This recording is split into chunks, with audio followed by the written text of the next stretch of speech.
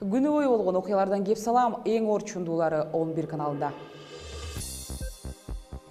Майыптар үйүндөгү кыргын Жапонияда 20га жакын кишини бычактаган адам кармалды. Ал эми уран калдыктарынан арылууга Еврокомиссия 3 мамлекетке жардам бермей болду.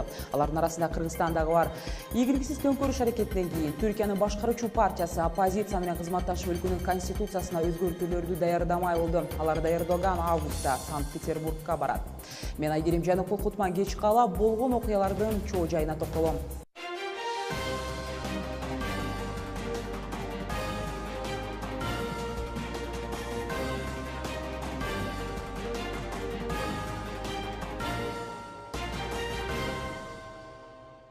Адегенде Жапонияда болгон үрөй учурган окуядан баштасак, майыптар эс алган пансионатта 26 жаштагы жаран кирип барып 19 адамды бычактаган айтылууда, дагы курман болгондору 45тен ашат.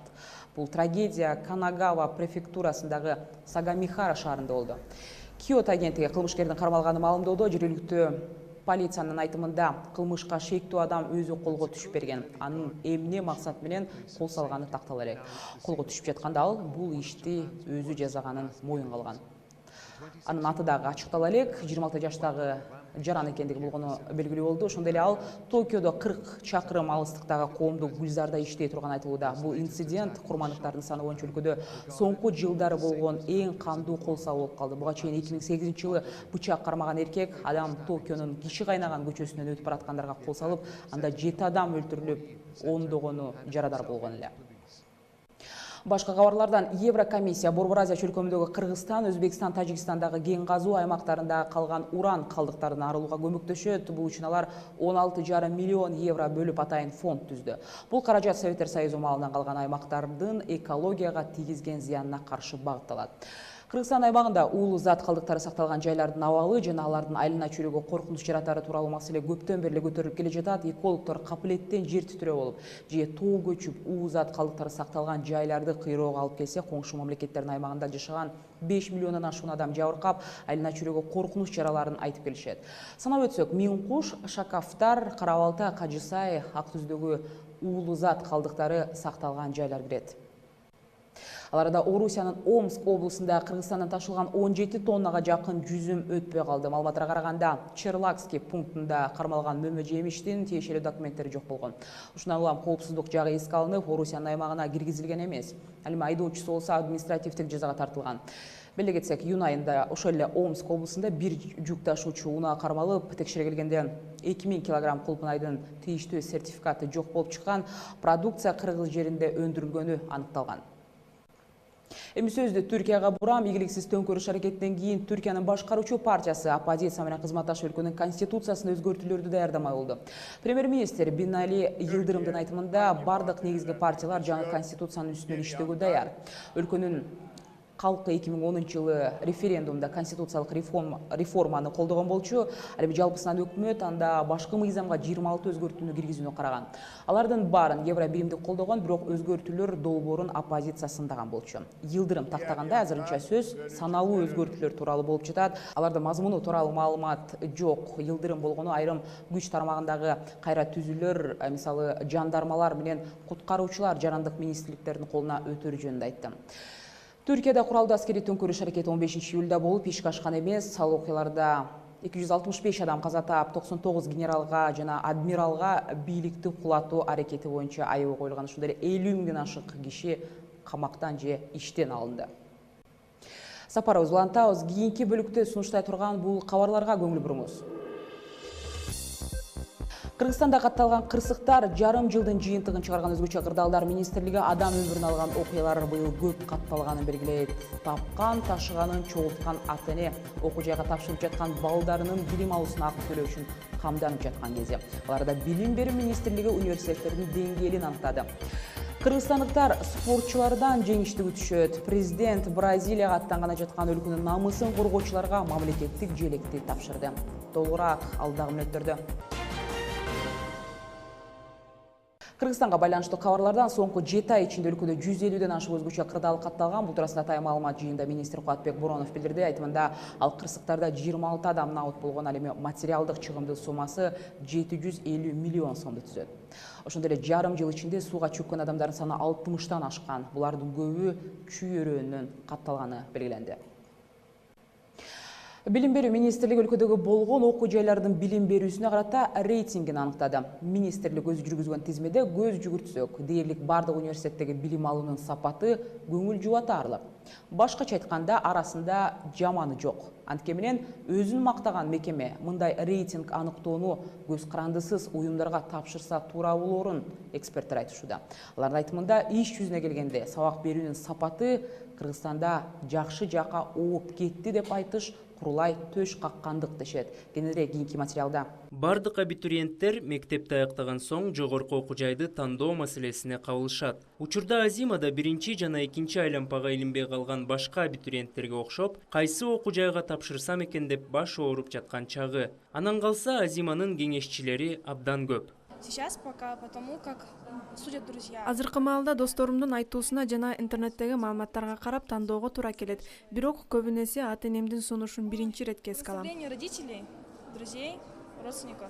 Билим берүү министрлиги мамлекеттик университеттердин рейтингин түзүп чыкты. Баалоо учурунда бүтүрүүчүлөрдүн ишке орношуу көрсөткүчтөрү, билим берүү экспорту, эл аралык долбоорлор жана аккредитациялар жогорку окуу жайлардын техникалык жактан камсыздалганы эске алынды. Тизмеге борбордо жайгашкан жогорку окуу жайлар гана эмес, Талас, Ош шаарларында орун алган бардык университеттер киргизилген. Анализди жүргүзүү учурунда министрлик белгилүү бир максатты көздөгөн.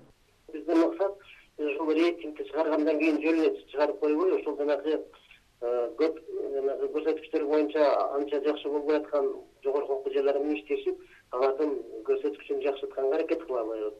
Анан ушул жанагы абитуриенттер үчүн да, ата-энелер үчүн да кандай деңгээлде колдон келишинче жакшы информация, маалымат берүү максатында иштеп, пилоттук вариантын чыгардык. Мындан ары бул иш колго алынып, мындан ары дагы изиленип тактала бермекчи. Министрлик өткөргөн рейтингдин объективдүүлүгү ар түрдүү ойлорду жаратты. Анткени тизмеде окуу жайлардын терс жактары белгиленген эмес. Ошондой эле дүйнөлүк практикада болсо, мындай рейтингдер көз карандысыз компаниялар тарабынан даярдалышат. Министерство образования Бул жогорку окуу жайларга билим берүү министрлиги өзү лицензия берет жана алардын иш аракеттерин министрлик катары баа берип, тескеп турат. Ал эми мындай анализдерди бейтарап жана көз карандысыз компаниялардын аткаруусу абзел.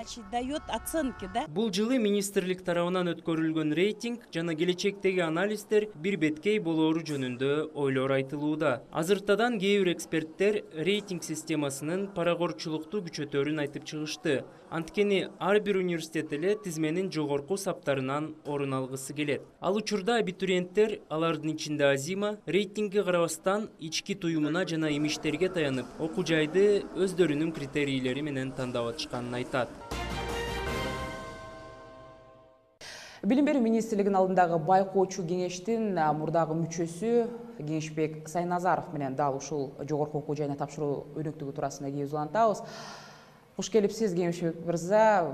Биринчи эле суроо, институт, ошол эле университеттердин рейтинги туурасында биз жогоруда айтып өттүк.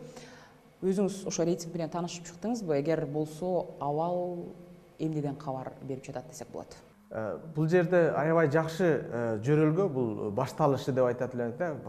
Себеби мынау союз жоюлгандан бери бизде мынау билим берүү системасында, өзгөчө жогорку билим берүү системасында өнүгүү өз алдынча жүрдү дейбиз да.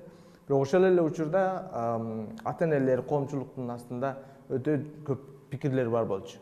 Канчалык деңгээлде биздин окуу жайлар деңгээли, канчалык деңгээлде, ошончолук деңгээлде сапаты жакшыбы деген нерсе да. Бул деген биринчи жолку министрлик тарабынан жасалып жаткан иш-чара. Муну биз аябай жакшы деп айтышыбыз керек. Себеби башталышып атат да. Бирок ошол эле учурда коомчулуктун астында бүгүнкү күндө көрүп атсаңыздар керек, мына социалдык тармактарда аябай көп катуу талкууланып атат. Бир-эки бүдөмүк суроолор болуп атат да. Мунун максаты эмне болчу? Акырында жыйынтыгы эмне болот? Ушул процесске ата-энелер, ошол студенттер өздөрү, коомчулукта белгилүү дасыккан адистер, ошол билим берүү системасы боюнча, өзгөчө жогорку билим берүү системасында.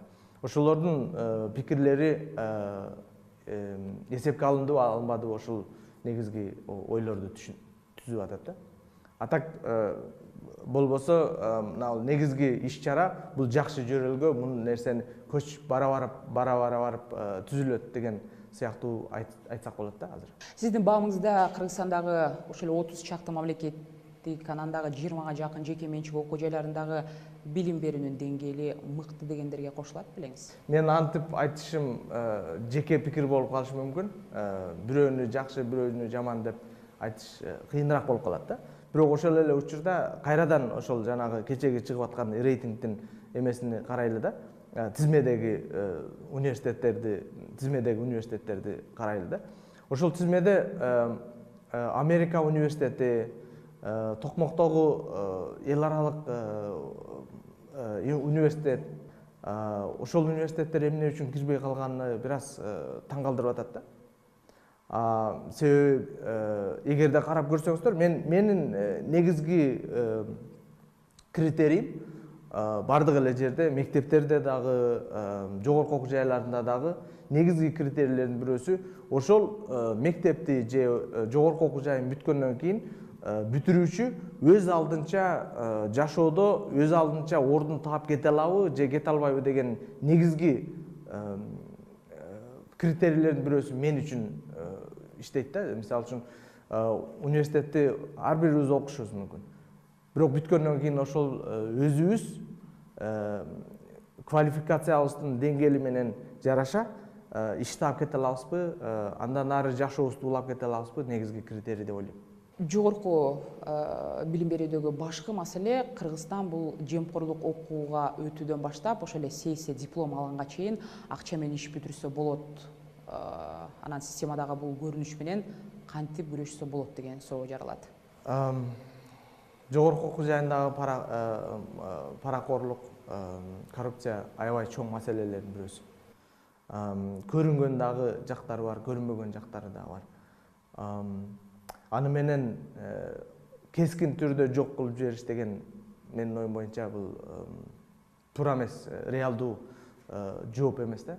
Бирок ошонун ичинде бир аз кыскартса болот. Бирок аны кыскартыштын башталышы ошол окуу жайлардын башкарып турган адамдардан башталыш керек. Канчалык деңгээлде ошол финансылык ачыктуулукка далалат кылып бара алат. Финансылык ачыктуулук бардык окуу жайларга тиешелүү боло алабы, боло албайбы? Студенттердин көз карашы негизги стратегиялык чечимдерди кабыл алып аткан мезгилде ошолордун көз карашы эсепке алынабы, эсепке алынбайбы деген суроолордон башташ керек да. Тилекке каршы бизде андай суроолор али жок. Коррупцияга аралашкан мындай учурлар аябай көп.